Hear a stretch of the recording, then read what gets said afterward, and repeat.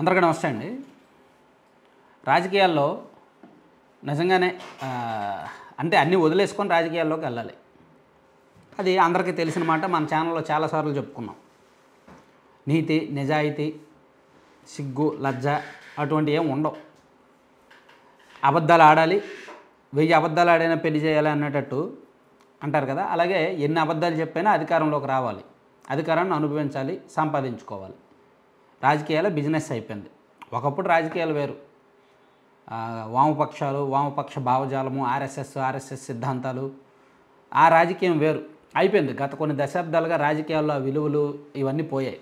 సరే, ఇప్పుడు ఇవన్నీ ఈ సోదంతా నేను ఎందుకు చెప్తున్నానంటే, నాకు ఈరోజు తెలుగుదేశం పార్టీలో కొంతమంది నాయకులు చేరారు కదా. తెలుగుదేశం పార్టీ వాళ్ళు విపరీతంగా సంకలు గుద్దేసుకుంటున్నారేమో.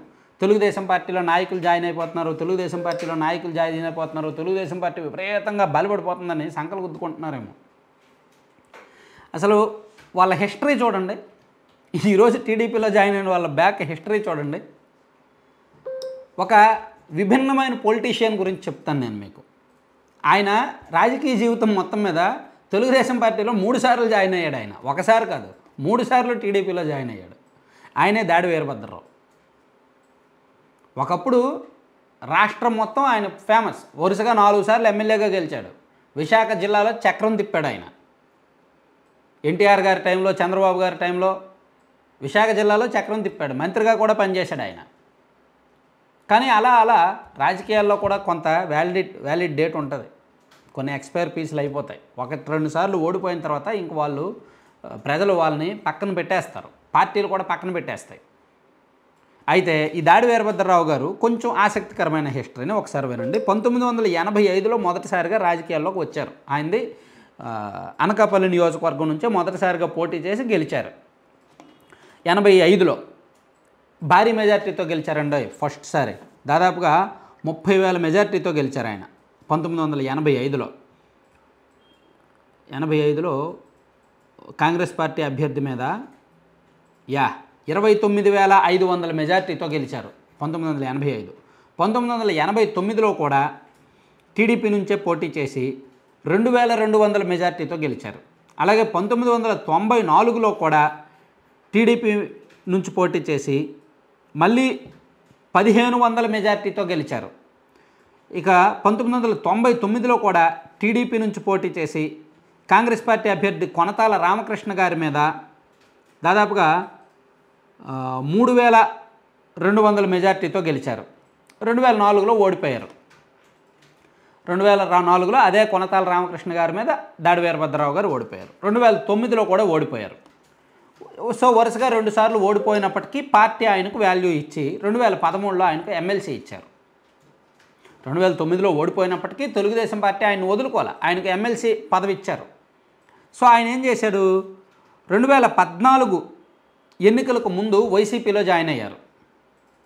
అప్పట్లో జగన్మోహన్ రెడ్డి గారు కానీ 2014లో వైసీపీ గవర్నమెంట్ వచ్చేస్తుందేమో, సో అందుకని ఆయన తెలుగుదేశం పార్టీని వీడి వైఎస్ఆర్ కాంగ్రెస్ పార్టీలో జాయిన్ అయ్యారు 2014లో. 2014లో వైసీపీ ఓడిపోవడంతో, గవర్నమెంట్ రాకపోవడంతో, టీడీపీ అధికారంలోకి రావడంతో ఆ తర్వాత ఒక 5-6 నెలల్లోనే వైసీపీకి రిజైన్ చేసి టీడీపీలో జాయిన్ అయ్యారు. మళ్ళీ 2014 ఎన్నికల తర్వాత టీడీపీ గవర్నమెంట్ వచ్చిన తర్వాత మళ్ళీ టీడీపీలో జాయిన్ అయ్యారు.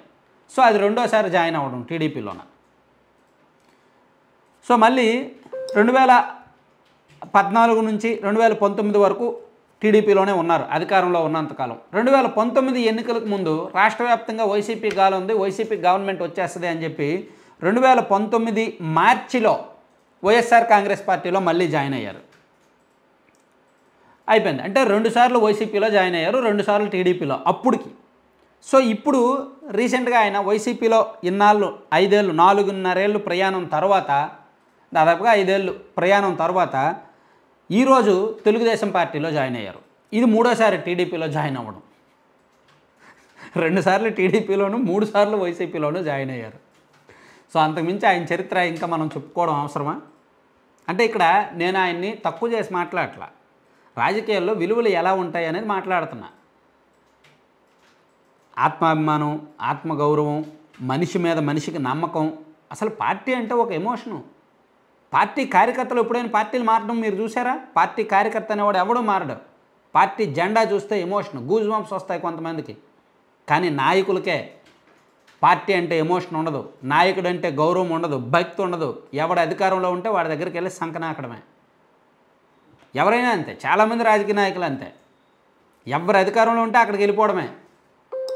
అధికారంలోకి ఎవరు వచ్చే అవకాశం ఉందంటే వాళ్ళ దగ్గరికి వెళ్ళిపోవడమే. ఒకటే అధికారంలోకి వస్తే వెళ్తారు, లేదా అధికారంలోకి వచ్చే అవకాశం ఉంటే వెళ్తారు, లేదు ఎన్నికలు అయిపోయి అధికారంలోకి వచ్చిన వెంటనే వెళ్ళిపోతారు. మన రాష్ట్రంలో చాలామంది నాయకులు ఇలాగే ఉన్నారు. అధికార పార్టీలో ఉంటే సేఫ్ పాలిటిక్స్ చేయొచ్చు అనే ఆలోచనతో చాలామంది నాయకులు వాళ్ళ అప్లికేషన్స్ వాళ్ళ వ్యవహారాల కోసం ఉన్నారు. ఇదే కోవలోకి ఇంకో నాయకుడు కూడా వస్తాడండి, సి రామచంద్రయ్య గారు. రామచంద్రయ్య గారు ఆయన కూడా చాలా సీనియర్ నాయకుడు, కాపు సామాజిక వర్గానికి చెందిన నాయకుడు. ఆయన కూడా రాష్ట్ర పాలిటిక్స్లో సీనియర్. అయితే ఆయన ఏమి ఎక్కువసార్లు పార్టీలు మారల. ఆయన మొదటిసారి పార్టీ ఆవిర్భావంలోంచి తెలుగుదేశం పార్టీలో ఉన్నారు. ఆ తర్వాత మంత్రిగా కూడా పనిచేశారు, ఎన్టీఆర్ గారి క్యాబినెట్లో మంత్రిగా కూడా పనిచేశారు. అలాగే రాజ్యసభకు కూడా ఎన్నికయ్యారు.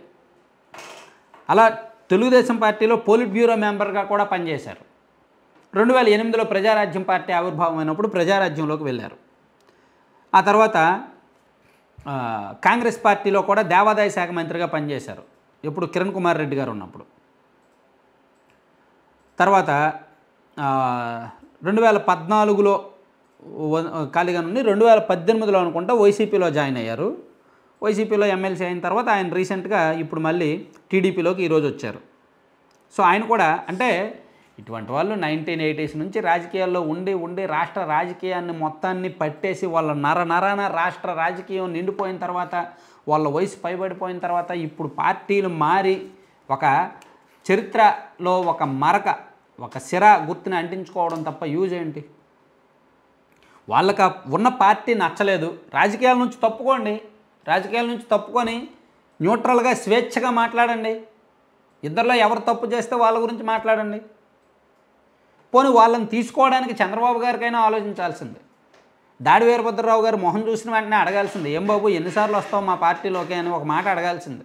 బాబు ఇది 3వసారి నేను నీకు కండువా వేయడం, ఇదైనా ఉంటావా లేదంటే మళ్ళీ 4వసారి కండువా వేయించుకుంటావా అని అడగాల్సింది. అడిగారేమో, బహుశా అడిగే ఉంటారు మరి. అలాగే రామచంద్ర గారిని కూడా అడగాల్సింది. సో పార్టీలు మారుతున్నప్పుడు పార్టీల అధినేతలు కూడా 1-2 సార్లు ఆలోచించాలి. ఎందుకంటే కొత్త తరం రాజకీయాల్లోకి రావాలి అనుకుంటున్నారు.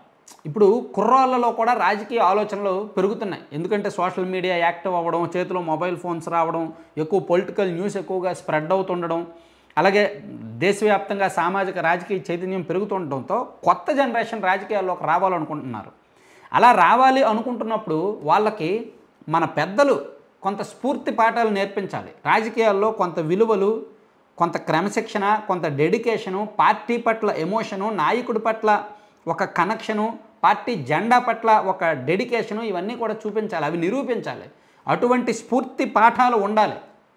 అవి లేకుండా అడపాదడప పార్టీలు మారడము, కండువాలు మార్చుకోవడము, నియోజకవర్గాలు మారిపోవడము, ఎందుకండి ఇటువంటి రాజకీయం? అసలు నాకు చెత్త పాలిటిక్స్ అనమాట. చాలామందిని గంటా శ్రీనివాసరావు గారు కూడా ఉదాహరణ వస్తారు. ఆయన కూడా అంతే. ఆయనైతే నియోజకవర్గాలంతో ఆయనకు సంబంధం ఉండదు. ఏ నియోజకవర్గం అయినా ఆయన పర్వాలా, ఆయన గెలవాలి. పార్టీ ఏదైనా పర్లా, నియోజకవర్గం ఏదైనా పర్లా. ఫస్ట్ టైం పాపం ఆయన ప్రతిపక్షంలో 5 ఏళ్ళు ఉండాల్సి వచ్చింది. ఎంత బలవంతంగా ఉన్నారో ఆయన ప్రతిపక్షంలో 5 సంవత్సరాల పాటు. చాలా కష్టపడి ఉన్నారు. లేకపోతే ఆయన అసలు వైసీపీ గవర్నమెంట్ వచ్చిన వెంటనే ఆయన వైసీపీలోకి వెళ్ళాలని ప్రయత్నం చేశారు, కానీ విఫలయత్నం చేశారు. బీజేపీలోకి వెళ్ళాలనే ప్రయత్నాలు కూడా జరిగాయి. కానీ ఆయన రాజకీయ జీవితంలో మొదటిసారిగా 5 ఏళ్ళు ప్రతిపక్షంలో ఉండాల్సి వచ్చింది గంటా శ్రీనివాసరావు గారు. ఆయన కూడా అంతే. ఒకసారి చోడవరము, ఒకసారి అనకాపల్లి, ఒకసారేమో విశాఖ నార్త్, ఇంకోసారి భీమిలి. అంటే ఒక నియోజకవర్గం ఉండదు.